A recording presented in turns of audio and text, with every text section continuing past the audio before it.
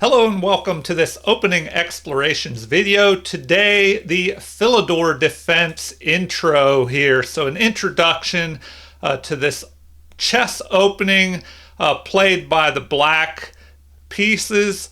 So here, this on the board is the Philidor defense. Now, how do we arrive at this?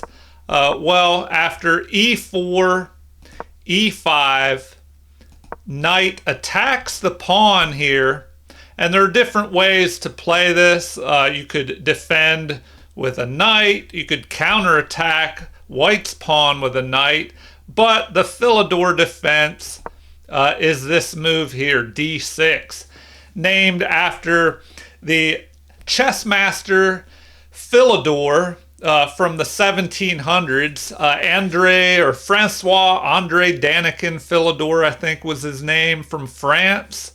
And this opening is named after him. So it's kind of a little more of a passive defense, so you might not see it as much. But I have come across this more recently. You know, I didn't used to see this opening too often, but I've come across it a little bit more, so I thought I'd go over it. Okay, this pawn move, it does help fortify this central pawn. So the center is pretty solid, but it blocks in your bishop. So your bishop is probably going to go to e7 unless you fianchetto the bishop over here. But this is the downside. You supported the pawn on e4, but you blocked in your bishop. And white most often plays by 9,000 moves or 9,000 games compared to the second move, which is bishop to c4, and only 1,200 times has it been played. But pawn to d4. So I'm going to go over the most played move first, which is this, immediately adding pressure to the center along with the knight. So black has to decide what to do here. Now, most played is the exchange variation, where this pawn is just captured. So what happens here? Now, usually the knight is going to capture, because if the queen captures here, well, then you can develop a knight with an attack on the queen, and then the queen will have to move. So you gain time on white. So normally white will just recapture with this knight. And what do we have in this position? Well, material is even, but white's knight is placed further up the board, and his pawn has gained more space with this central pawn compared to black's counterpart, this other pawn in the center. So white does have more space, which will give him more freedom to maneuver his pieces. And what is played most often here? Well, it looks like knight to f6 is the number one move. Immediately attacking, putting pressure on this unprotected pawn. And then white usually defends with the knight. And then we have bishop to e7, and black is ready to castle here. So white normally plays bishop to e2, getting ready to castle as well. This move can also, block or prevent a bishop from developing here and attacking white's queen. So the game continues, with castling by black as the number one move by far, 1,300 games versus 19 for the second most played move. And then white usually castles as well. So both kings are safe. Now the rook is moved to the half open file. Usually a good strategy when you're trying to figure out where to place your rooks. You want them on open or half open files, or behind pawns that you plan to push forward or plan to exchange, creating open or half open files. All right, so here it looks like most often played is f4, gaining space on the king side and maybe threatening to push this pawn. So you could have this and then maybe this in the future, trying to break things open, attack the knight. So we'll play that move, f4. Just rook to e1 here is the second most played move, where you back up your central pawn and maybe fight black's rook if things open up in the center. All right, f4, the number one move, followed by bishop to f8. So interesting retreat. This allows the rook to eye this pawn, which is only backed up by the knight here, whereas black has a knight and rook, adding pressure. So what should be played? Well, it looks like bishop to f3 was played, and that was the only move that was played to keep material even and guard this pawn. And now we have c5.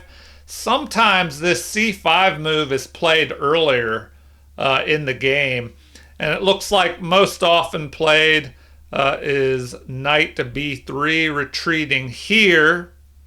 The knight could retreat back to here, but looks like that is played most often. And then knight to c6, rook to e1, helping fortify this pawn. And now a5, gaining space, maybe threatening to push forward and attack this knight. And so a4 is played to keep things even on the queen side. And now we have knight to b4. So, that can be a problem when you push your pawns. You leave weaknesses behind. So now there's this outpost here for the knight on b4. Now, of course, in the future, you could move this knight and push the pawn forward, attacking the knight and driving it away. But that takes time.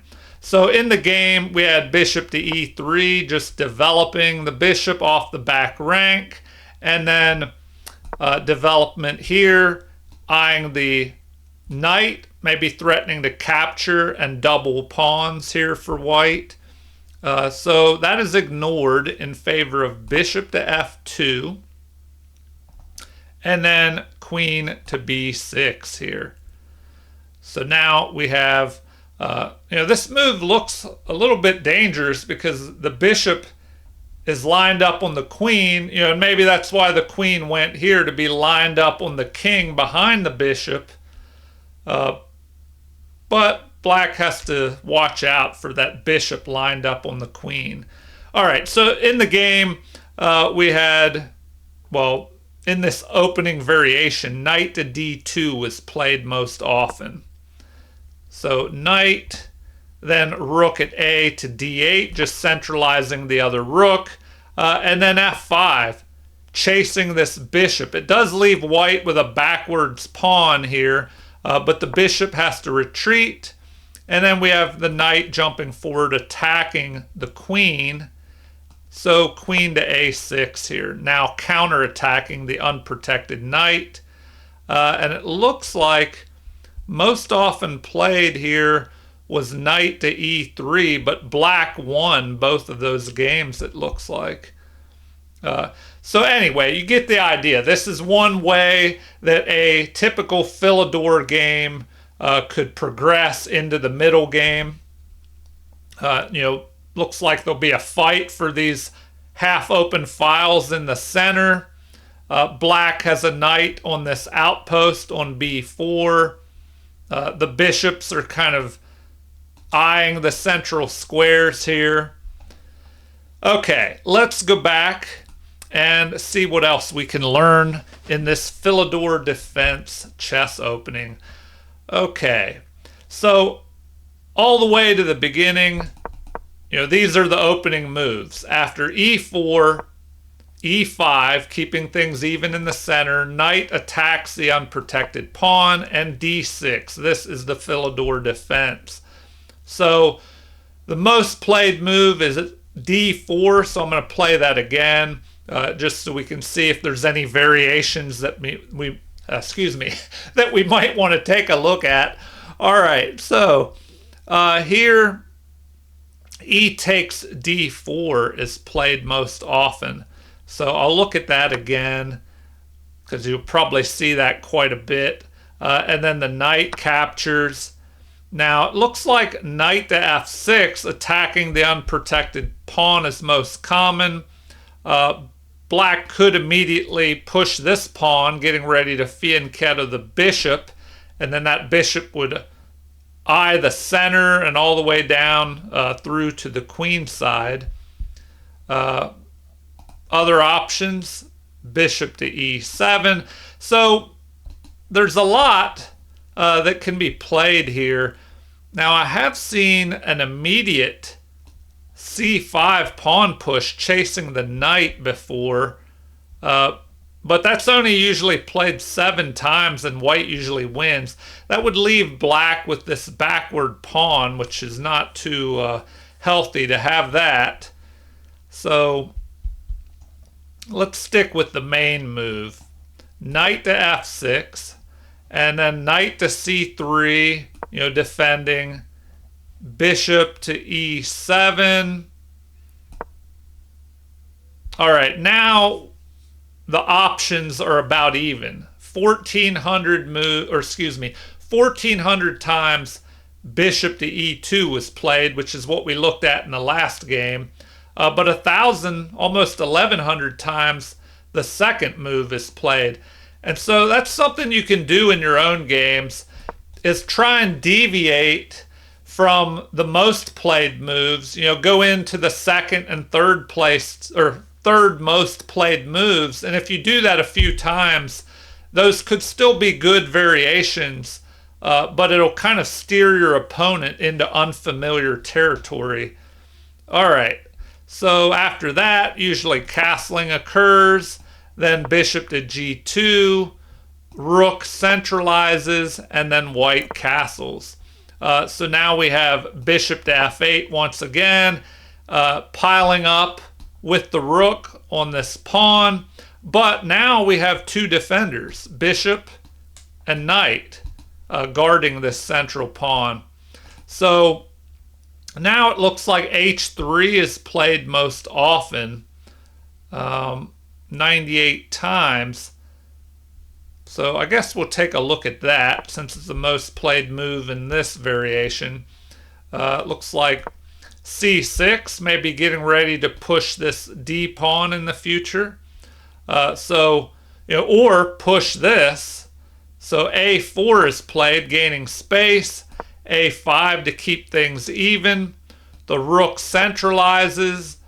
And now the knight jumping to a6.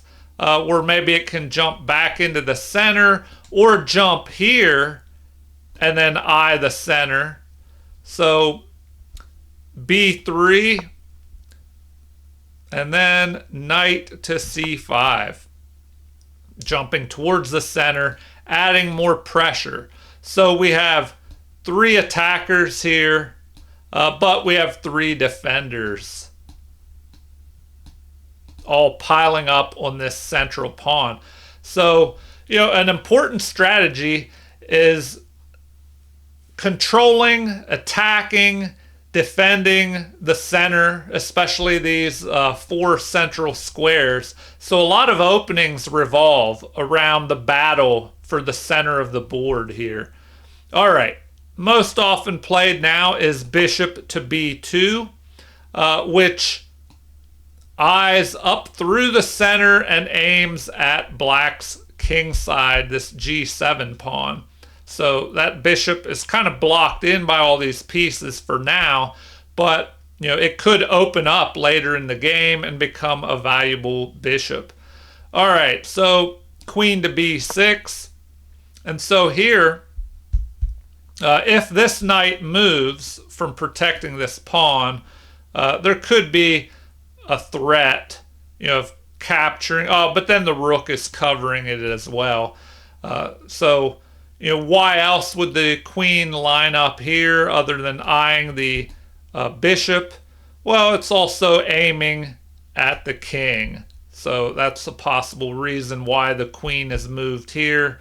And getting off the back rank to allow the rooks to connect, allow this rook to move to the center in the future.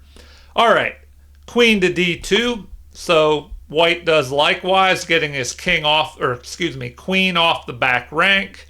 And now we have, bishop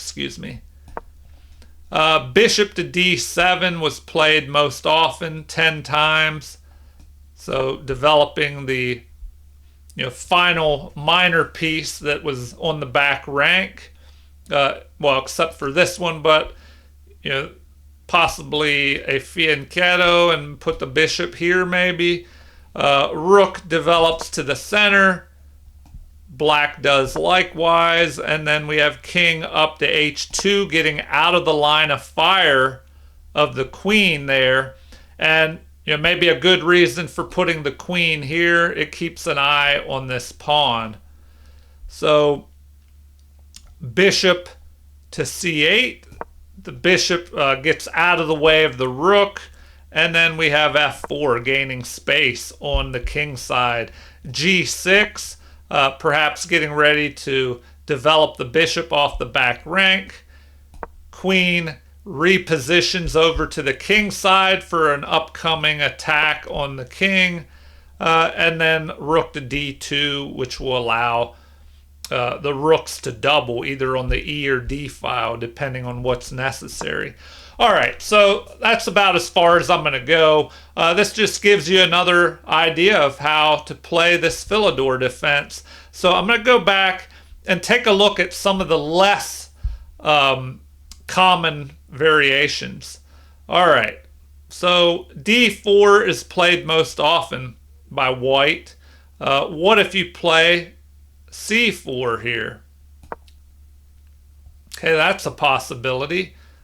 Usually bishop to e7 is played, but then d4 is usually played anyway. So after capture, knight captures, knight to f6, attacking the unprotected pawn. We have knight to c3, black castles, as does white. c6, getting ready to maybe push this pawn in the future, or push this pawn and drive the bishop back. So a4 discourages that pawn push. a5, so recurring play here where the pawns move and equalize on the queen side as far as space is concerned.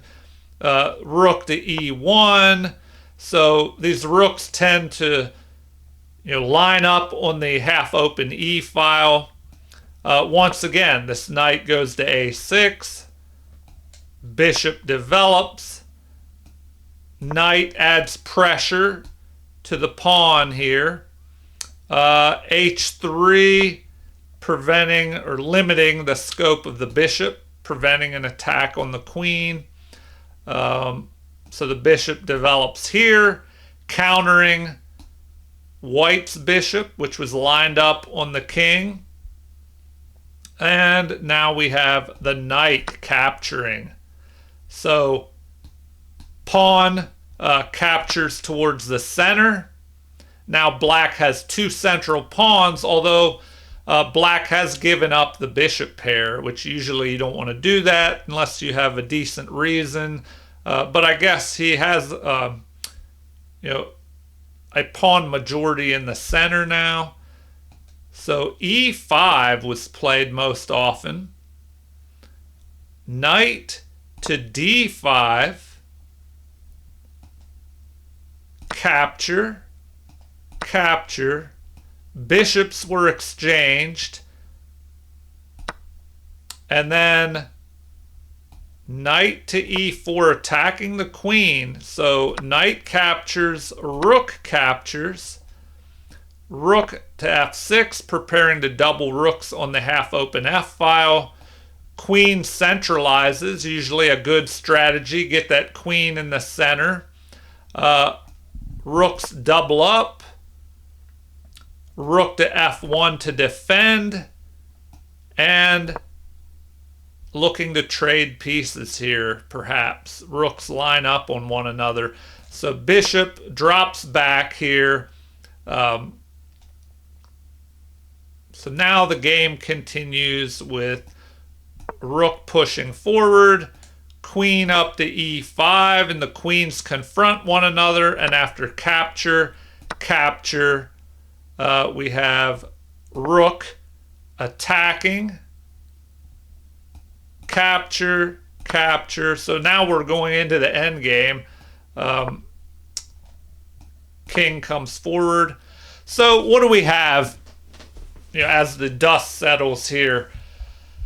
Black has this weak isolated pawn, so that could be an issue. And he has 3 pawn islands versus white's 2 pawn islands. So white has a little better pawn structure, and white has the advantage of a bishop versus a knight in the end game when there are pawns on both sides of the board. And usually with pawns on both sides, the bishop is a little stronger because it can zip back and forth across the board faster than a knight can. All right, back to the beginning here, and just take one last look at any other possibilities. So, of course they could play knight to c3. I guess I'll look at the main move. This is probably what you'll see most if you're, playing the Philidor as black. White will most likely play this, and this is probably one of the better moves here. Why not pile up in the center immediately? You have a knight and a pawn, and there's only one pawn defending, so a good move. We looked at them capturing here. Something to remember: if your opponent does this, this is not the best move, because now you can capture. If they recapture, well, then you can knock out the queen, and once they recapture their queen, well, then the knight can capture the pawn here, because the queen will no longer be here and the bishop won't be pinning anymore. And you'll be, I'll play through this because it is pretty instructive. So here, capture, if they capture, well, now you can play this. The queen, of course, is going to capture, and it allows you to attack the bishop and threaten a fork here of king and rook. So most likely, they'll drop back to defend, but now you're ahead by a pawn. So 4 pawns versus 3 majority on the king side, which is pretty favorable going into the end game. So that is a possibility of how things could play out. So remember, if they play this move, it's usually not the best move. I mean, they could do something different after you capture. It looks like knight to d7 is played most often. There was a famous Paul Morphy game, the Opera House game, where they captured, the queen captured. Then once they captured here, bishop to c4 was played, threatening a checkmate here with the queen. And now, let's see, I believe this was played maybe to block it. I can't remember exactly in the Opera House game. Either this was at some point this move was played. Maybe this wasn't played immediately. Let me think.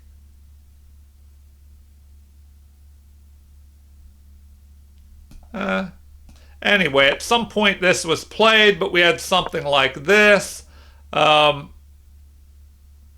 the queen dropped here.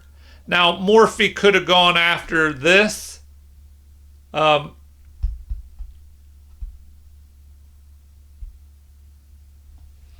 But then there was a possible queen here with check, forcing a trade of queens, and Morphy did not want to do that. So instead, he goes here. His opponent played this to guard this pawn. And then Morphy pins the knight to the queen. And then we had, let's see, an attack here. And at this point, there was a sacrifice, capture, capture, and now a check. So knight blocked, I believe. Morphy castles, adding pressure here because this knight is pinned to the queen. So the rook came over, but Morphy sacrifices his rook here, attacking the queen. So after a rook recapture, this rook is pinned, and the other rook piles up. And I believe here the queen moves to allow his bishop to develop to try and get this king to safety. But then we had this forking king and queen. The knight captures, queen sacrifice, and then a mate. So this was a famous opera house game for you beginners out there that have never seen this. And this is something to definitely take a look at because I've actually played some Philidor defense games with the white pieces where I didn't quite repeat the opera house game, of course, but I was able to use some of the patterns that were in this to get a winning advantage. So it's definitely something to take a look at. All right, I'll do one more run through here. So e4, e5, knight to f3, and d6, the Philidor defense. You're usually going to see that. So let's see, capture, capture, and what else here is a possibility? Knight to f6 is most common. So what if they try and chase this away? What do they recommend now? It looks like just going back here to f3 is best. Then h6 is a possibility, to prevent a pin by this bishop on the knight to the queen. If this is played, this pawn is going to become a weak point. A knight could try and jump up here, and that's why this was played, to prevent the pin on this knight. Because right now the knight is guarding this hole here in black's side of the board. All right, so bishop to c4. Bishop develops, castling. A6, maybe getting ready to attack the bishop, and then maybe the knight. So A4 kind of slows that down. So black castles. Then we have H3, limiting the scope of black's bishop. So the knight develops, bishop drops back, queen to C7, queen to E2, and pawn forward here. So rook to e1, rook to e8. So common theme of rooks lining up on this half-open e file. Now the bishop lines up on the queen here. Bishop fianchettos, aiming down towards the king side, and queen up to c4, lining up on the opponent's queen. So now this is interesting. In the game, rook back to f8 was played. Oh, because All right, because this battery would have captured that pawn. So rook centralizes, knight to e5 attacks the queen. Here, bishop took, pawn captures, and we have an open d file now. Knight to h4, getting ready to jump here and attack the bishop. King up to h7, because now if the knight jumps here, this pawn can chase the knight away, and the king will be protecting this pawn, which the knight would be eyeing. All right, so the knight goes here anyway, but it is attacked, and now the knight centralizes and will be able to jump up here and be backed up by the other knight. So another interesting way the Philidor defense can play out. All right, well, since this is an intro, I will wrap it up here. Feel free to leave any comments. Please like and subscribe if you haven't already. Thank you for watching, and have a super chess day.